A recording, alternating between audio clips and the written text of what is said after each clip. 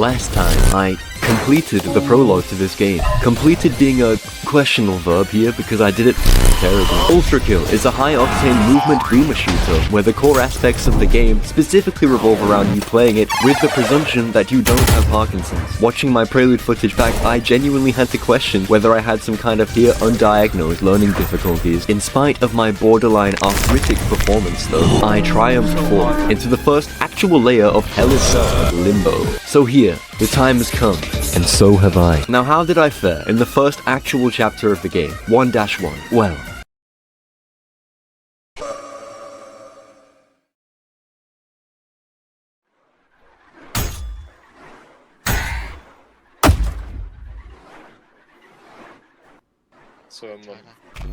almost immediately, my borderline deficient mental acuity is put on display as I grab a red skull, thoughtlessly put it on the wrong podium, find the correct podium, tried to put literally nothing on said podium, before I realize I have been taken for a fool and exert the correct solution to the puzzle. That is, putting the red skull on the red podium. With puzzles like these, it's a fucking miracle I actually made it past the early game. But anyway, before I ramble forth, I feel it's appropriate to ramble about something a little more meaningful. The set pieces and level design as a whole. As we all know, Ultra Kill loosely follows the themes of the biblical fanfiction known as the Divine Comedy. In the Divine Comedy, Limbo is described as on the outermost part of hell, while still remaining as a part of it. Their punishment is that they can never bask in the holy light of the Father, doomed to forever thirst for the ultimate knowledge, the meaning of life. Sinner here is a very light term, because the only sin the souls have committed is the sin of never truly believing in God, lacking the faith to enter heaven, but the sins required to be condemned to hell. The visual design of Ultra Kill's Limbo pushes this agenda to damn near perfection. The landscapes are sprawling and infinite, but on closer inspection, it's all a facade. The endless landscapes are all pre-recorded and displayed on TV screens. Even the bird songs are played through speakers. As a reference, unborn children who died in the womb would be here. Getting too close to the walls is a constant reminder of this. The calm OST is undercut by the piercing sounds of CRT televisions. Furthermore, the condemned looks out in hopes of understanding the true nature of the universe. The more they'll be reminded of what they lost with their actions or inaction in life. Never truly punished, but never truly reaching their salvation. The OST here also reflects this design choice. It uses sound bites from the calm loop in its motif, a reminder of these concepts reconfigured to be something they are not. Freedom reconstrued to be the opposite. And I mean, when you really think about it, this is fucking terrifying. It cements the utterly brutal world of Ultra Kill. How something even seemingly as little as wavering faith can condemn you to a perpetual existence of nothing. A nothing so profound you could gain unto it and only think about what could have been. The calming music, the birds chirping, the beautiful sun-swept countryside, and the promise of eternal contentment becoming the prison you find yourself in. Divine Comedy. Many figures and characters are found here, including Adam from the Genesis story and fucking Moses, believe it or not. However, they are ferried to heaven by Jesus in an event known as the Harrowing of Hell. Hard as fuck, by the way. Now, Jesus is never stated to exist in the Ultra Kill universe, but that doesn't quite mean that a sinner's redemption might not be possible. No, not you! Funnily enough, though, we do get access to a new gun here, and I'm just gonna talk about that now because enough religious over-explanation. The nail gun. Or the blue variant of it anyway. Now, once again, your resident queer-baiting e-boy is here to remind you that his tier list is subjective, and I also don't know how to play the fucking game. As such, this shit is immediately going in D tier. The gimmick is the alternate fire shoots a magnet. Magnets attract the nails from the nail gun to surround the magnet. Fuck me. This gun is saved from having its own meme tier by two things. One of them is called conduction. Conduction is fucking ridiculous, but I don't know how to do it. Conduction will clear swathes of enemies, but it takes a bit of setting up and the correct enemies to spawn and the right circumstances in general. Seeing as how I actually have to use my brain to make use of this tech, and as we have already established, brain is very loose terminology here, folks. I never found a use for this gun in my playthrough. The other use for the gun is, well, I'll talk about that when I get to it, but it's pretty good and doesn't require an IQ above 65 to make effective use of it, so that's pretty cool. But the nails do not synchronize with the magnets at all, spare for very niche situations. Also, this is my tier list. Fuck you. It's going in D tier. I also find it an appropriate time to point out that the nail gun shoots nails, which is a pretty significant thing if we're talking about the Bible, even though Ultra Kill is based more on the Tree of Life or what, I don't fucking care. And as we know, them there Roman rapscallions got my boy Jesus up on the cross. nailed to it in fact. That guy Judas ain't as chill as he makes out. Didn't know he threw crib. Not sure if this was intentional, but I did notice it. And my autistic tendencies mandated I verbalized information about my hyperfixation. Now some of you may have acquainted yourself with this little piece of text here on my style meter. It says stale. Now to the Grandmaster Ultra Killers out there, I'm sure you're actively pissing and crying watching this. Basically, if you use the same gun for long enough, you accrue hard damage, and through sustained usage of said weapon, you actively cripple your own performance. In the wider Ultra Kill community, this is known as mayoing, for reasons I will not explain, but basically charged pistol runaway spam. To stop this from happening, you can swap weapons. You are also rewarded with more dopamine points for this endeavor, as your style meter actually registers a fucking pulse. Mark this day, my friends, because today is the day my style meter wasn't registering a flatline. Mark this day. This would not happen again for we are also introduced to a new enemy here, the drone. Drones are small, mosquito-like enemies that dart around aerially, and they shoot the odd projectile. Everything they do is parryable. When killed, they will fly towards the player and explode on impact, doing a sizable chunk of damage. Now say it with me, the feedbacker is capable of parrying nearly every projectile in the game, including this drone's kamikaze. Also, yes, they're blushing. This level is essentially a tech demo for the nail gun. It was also the point in the game where I kept telling my friends, so hard right now. This game is so good. Now, while I might have believed myself to be the next coming of optic gaming, your optic nerves might help you to deduce that was definitely not the case. I think the simple fact this game can make you feel this way, even if you're fucking terrible at it, is something very special. Or is a sign of my low IQ and general mental retardation. We have all seen the bell curve. As such, I think we put this in B tier. Below 0-1, but above 0-2. There's some solid ultra kill here. Beat the level in under 10 seconds, what the fuck?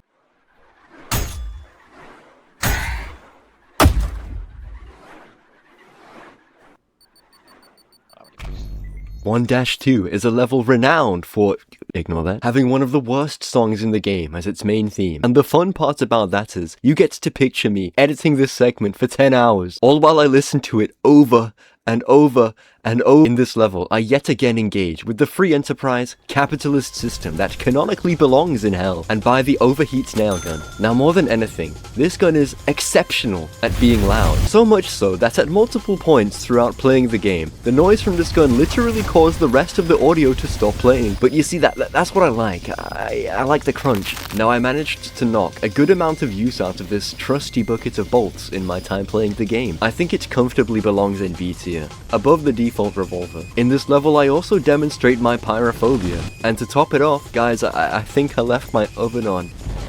Oh, I suppose thematically this is supposed to represent the illusion of limbo coming apart, and the guilt weighing down on the sinners, but that's probably just my severe sleep deprivation talking. It is also here where we are introduced to yet another enemy, the street cleaner. This is the first enemy with an unparryable attack. You can see if an attack is parryable by the color of the flash. A yellow flash means parryable, and a blue means not parryable. Street cleaners are armed with government-issue flamethrowers that fucking hurt a lot. Also, fun fact, if you flip a coin behind them and shoot it, the coin ricochets into their back and immediately kills them. You see, this is another stupendous example of the mechanical mastery over this game I simply do not possess. I told you this mistake would come back to haunt me many times, and oh, watching this footage stings. The Cerberus is also a common enemy now, isn't that great? There isn't a great deal to say about this level, but it's still a lot of fun. It is also home to the cancerous rodent, and it is indeed a great shame I did not encounter it in my initial run of the game. I would say this level is a tad forgettable simply because of how fucking iconic the next level is, and as such I ordain to place this level in B tier, above 0-1.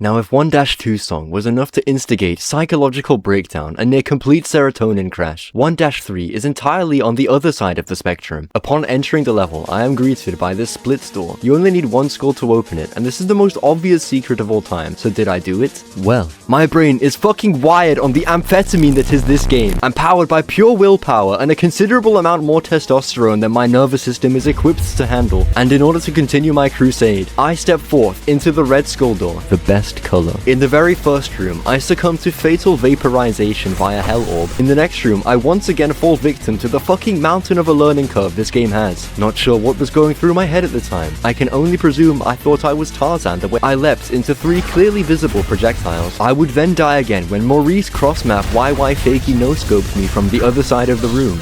Apparently this level is quite a step up from the 7 I had apparently, accidentally, just completed. I would then die yet again to Maurice before I got tired of writing and editing the same bit, so I just skipped to the next room at the very least. The song is absolutely banging. You know, it's got the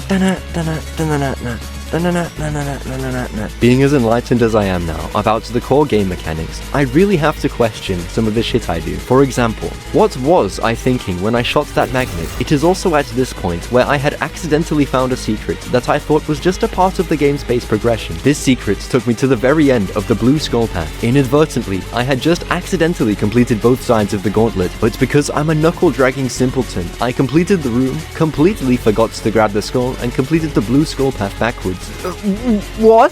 I just thought the level was really long, and this was all part of the intended game design. I wasn't quite sure just how chimp-brained I was when I first installed this game, but anyway. I place the skull down and the large door swings open. I felt mighty accomplished after having completed the gauntlet and was ready to go home and respect my woman. But there's a terminal by the door. Nothing good is behind a door that has a terminal next to it, and this observation was entirely correct. Introducing the hideous mass. And to answer your question, yes, we will be seeing these again. Hideous masses have an armor that cannot be damaged by bullets, which means no healing from blood. They frequently slow you and make half the arena a 30 health point deficit. And believe it or not, I actually managed to kill this thing on my very first attempt. Incredible. There is actually a way to one-shot this boss. By going somewhere in the level, you can find a bar of soap. Now, much like a sofa masturbating, crusty boxed Reddit moderator, the bar of soap makes the hideous mass tweak the fuck out and die immediately. Now, this level is a certified hood classic. From the music, to the atmosphere, and the more challenging enemy placements, this level is easily at the top of A tier, dethroning 0-3 as the best level so far.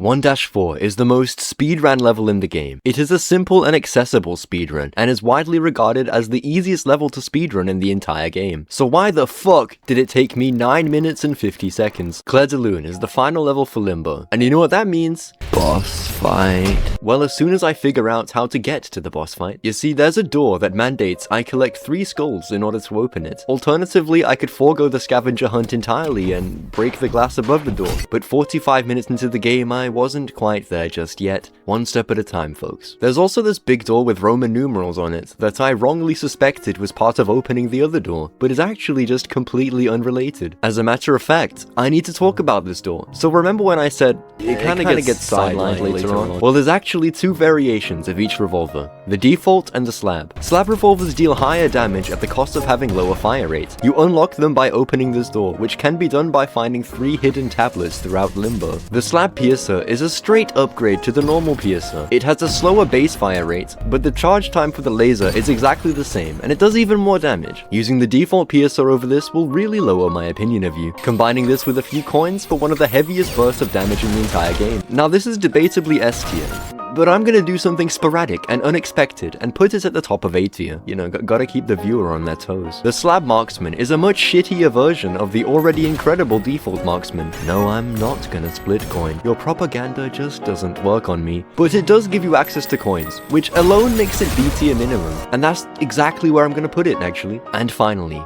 the slab sharpshooter, my beloved. My perfect silence. This is my second favorite weapon in the entire game. I don't give a shit about meta. S tier immediately, but to those of you yearning for an explanation, it removes 2 of the pistol's charges for one incredibly powerful charge that charges slightly slower but at a significantly higher payout, and those are the slab revolvers. The pacing of this video is already ruined, so let's get back to laughing at how stupid I used to be. I really had to battle my ADHD to not quit this level. Because my IQ is lower down than the Mariana Trench, it took me quite a time to find all the skulls. Not there, nope, no, nuh-uh, still not there. Not quite. Not there. On my search, I found this note, voice acted by one of my beautiful followers on Instagram. Go follow me. Come on, please. My mind is adrift with the eternal torment. Lurid vistas painted in insidious tones, Hollow walls that scream to the touch, a mocking song that plays at all hours.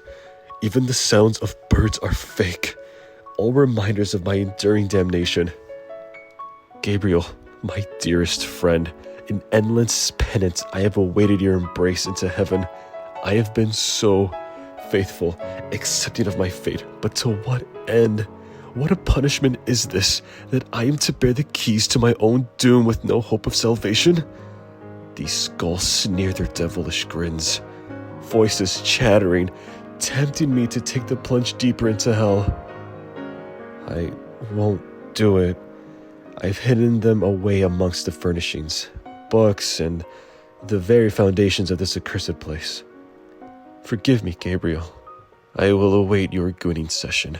I'll talk about this note in a bit, because it all ties very nicely with what I have to say later. But anyway, I did manage to locate all the skulls. Eventually. And behind this door I find...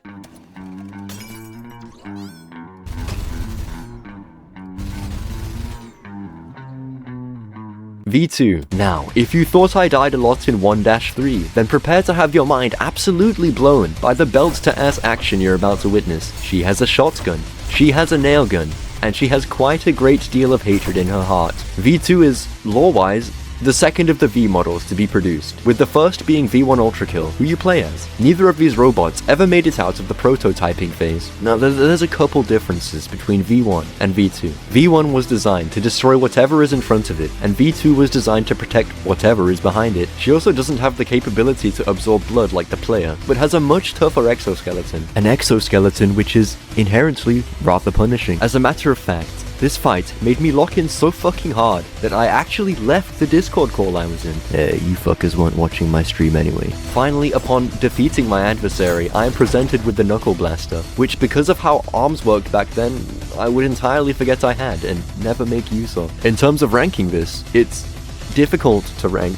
Pre-vamped Knuckle Blaster was essentially useless. I don't care what you say, I'm not pressing G, but now you can just bind a hotkey to it and it infinitely improves it. And I think this comfortably puts it above the Sharpshooter. You know, a nice A tier placement. Now, for as iconic as this level is, it becomes incredibly vapid when you replay the game, purely because of how fast you can kill V2 with coin punching. I believe this knocks it down from somewhere in A tier to like the top of B tier, maybe above 1-2.